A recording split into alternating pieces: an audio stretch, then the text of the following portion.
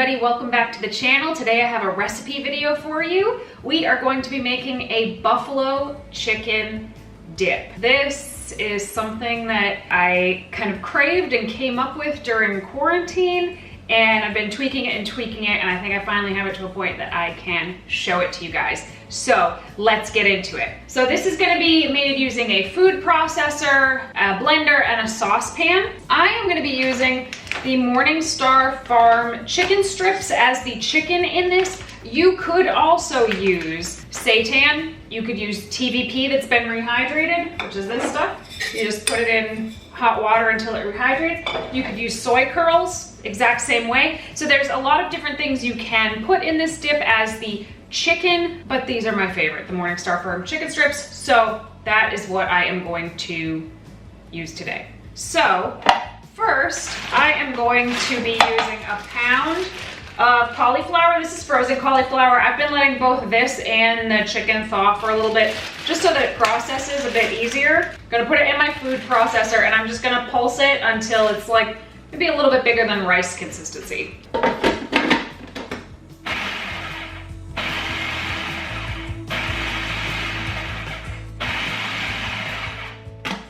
So I'm gonna take this sort of riced cauliflower and I'm gonna put it in a cast iron skillet here. Eventually I'm going to kind of cook this on the stove just to cook the moisture out of it, because we don't want this dip to be too wet. So you could put it in raw, and that's what I did the first time, and it was just way too wet. So we're gonna cook the moisture out on the stove. I'm not even gonna wash this because I'm gonna do the exact same thing with these chicken strips here. These chunks can be a little bit bigger if you'd like. So I'm gonna use the whole bag, which is 3 servings or 10 ounces.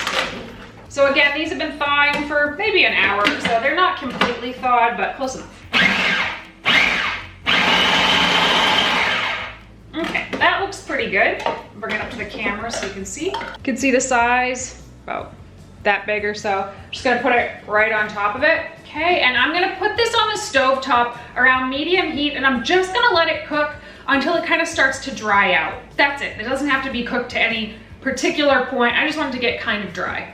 So now we're gonna be moving on to the bulk of our dip here. So I'm gonna be using my Vitamix. Any high-powered blender will work. It doesn't even need to be that high-powered, but it needs to be sufficient to hold everything. So in here, I'm gonna be putting 2 cups of unsweetened soy milk. I like the soy here because it's creamier and it ups the protein content as compared with like almond or coconut or cashew. But to add a little more creaminess, we have a 1/4 cup of raw cashews, a 1/2 cup of chickpeas. So these are like canned chickpeas that have been drained. You could use any bean really, but I have chickpeas. I have 3/4 of a cup of nutritional yeast, 2 tablespoons of each garlic powder and onion powder, a 1/2 tablespoon of better than bouillon. So this is like a pasty bouillon. So 1/2 tablespoon of this better than bouillon. I love this stuff. I use it in a lot of my recipes. So I should say up front, this recipe is kind of a salt bomb, a sodium bomb. So if you want to skip the better than bouillon and taste it later, because I'm gonna be using a 1/2 cup of this Frank's red hot sauce, which is loaded with sodium. I don't mind, I need a lot of sodium. If I try to keep my sodium low, I get dizzy and faint. So I have to keep my sodium high, and I find that for a lot of my athlete clients actually. But if you have blood pressure problems, or if your doctor has advised you to stay low sodium, skip that. Maybe add less of this, and you can add cayenne pepper instead, and just taste it as you go, okay? So I'm gonna blend this up until it is smooth. So I always start on low and then ramp it up. Always turn it down before you turn it off. I can't tell you the number of times I've just shut it off while it's still on high, and when I turned it back on, got like a face full of whatever it was I'm making. I'm gonna add a 1/3 cup of cornstarch. You could use tapioca starch, whatever you want, and then I'm gonna re-blend it to incorporate all of that. Okay, and then lastly, we're gonna do a 1/2 cup of Frank's red hot sauce. You can use any hot sauce you like. I love Frank's red hot sauce. I really do put it on everything. And if you want to start by adding less and tasting it, because if you don't want it to be too spicy for yourself, then you know, taste it as you go. It's important to remember that this is gonna taste stronger in the blender than it's gonna taste when it's finished and we mix it with the chicken and the cauliflower, the vegan chicken and the cauliflower. That's gonna kind of subdue some of the flavors in it. So just keep that in mind. Oh my God, I love that smell. Does Frank's make anybody else's mouth literally water when you smell it? Beautiful. All right, I'm gonna go check on the cauliflower and the Morningstar Farms chicken strips and see if it's drying out. Okay, so I'm over at the stove now, just checking on my cauliflower and Morningstar Farm, and I like it to get a little bit, I like a little bit of the blackened, kind of burnt bits on the bottom, but we've definitely cooked out a lot of the moisture. This looks much, much drier. I could probably cook it for a little bit more, and I think I will on a back burner while we do the next step. I'm gonna move this one to the back burner, and I'll do the rest on the front burner because we all have a favorite burner. Don't lie, you have a favorite burner. Okay, so make sure this burner is shut off. I am going to put a big pot here. I probably don't need a pot quite this big, but rather to have too much pot than not enough. Things you never thought you'd say for 100. Okay, so I'm taking 2/3 a cup of cold water and putting it in this pan with 1 tablespoon of agar powder, not agar flakes. We're gonna use the powder. I'm gonna sprinkle it in. I'm gonna whisk it together until it's dissolved. We don't wanna see any lumps in there. Once that's whisked, I'm gonna turn the heat on to a low medium, and I'm gonna let it bubble away for a few minutes. I wanna see bubbles all across the surface here, and that's how I will know that it's activated. And I'm gonna bring you in for a close-up to watch the sauce actually cook. This is a whole new angle. Hope I don't melt my light. Okay, so I have just the right amount of burnt bits in here for my taste. Yours might be different, but I'm gonna shut this off now. I think that's good. Meanwhile, you can see this is starting to get bubbly. See the bubbles right in the middle? We wanna see that all the way around. And I'm gonna whisk it a little bit because it is not a lot of liquid. So right now it looks kind of thick and granular, and it's gonna pass this stage and it's gonna look liquidy again. So you just gotta be patient and give it a few minutes. It's kind of neat. So this is gonna thicken our buffalo dip and make it kind of stringy and cheesier, even though the only cheese in there is gonna be the nutritional yeast.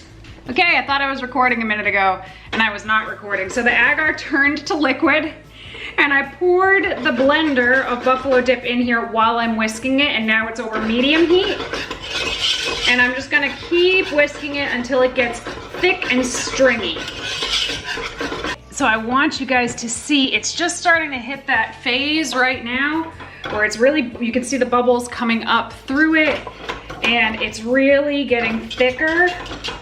See the lines forming in there? It's actually kind of hard to stir. That's all right, keep going, it's a good arm workout.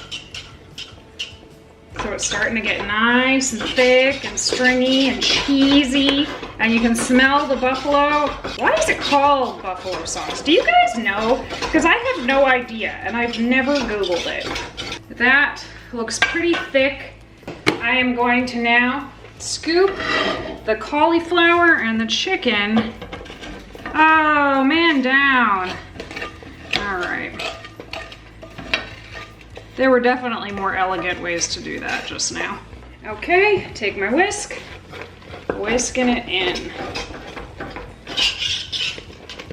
Oh my God, that looks so good. Smells so good. I'm gonna turn the heat off. All the elements in it are cooked, we just gotta stir it together.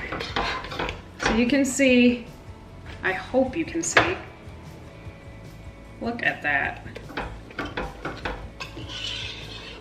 And this, 4 servings. So for me and Giacomo, it makes 2 lunches or 2 dinners. And I'll tell you how we eat it in a second.